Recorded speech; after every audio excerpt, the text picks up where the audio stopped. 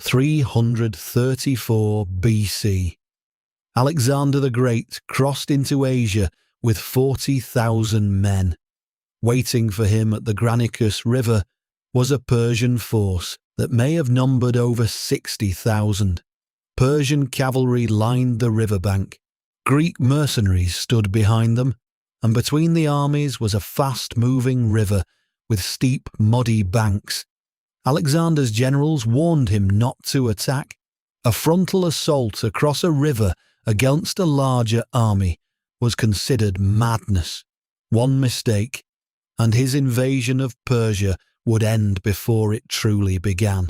But Alexander saw something others didn't.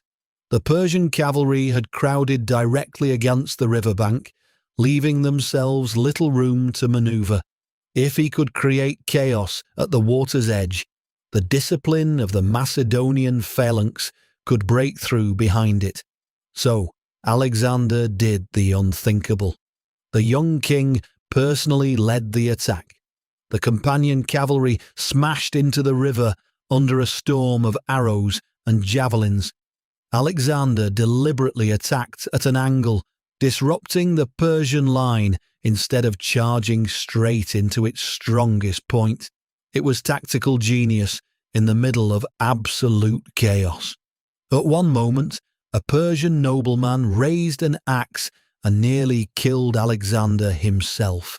But one of Alexander's commanders struck the attacker down at the last second. Then the Macedonian phalanx crossed. Long sarissas pushed the Persians backward. The riverbank became a slaughter, and suddenly the larger Persian army broke. The Battle of Granicus was Alexander's first major victory against Persia, and he won half of Asia Minor in the process. It proved something terrifying to the ancient world. This young king was willing to risk everything, and somehow he kept winning.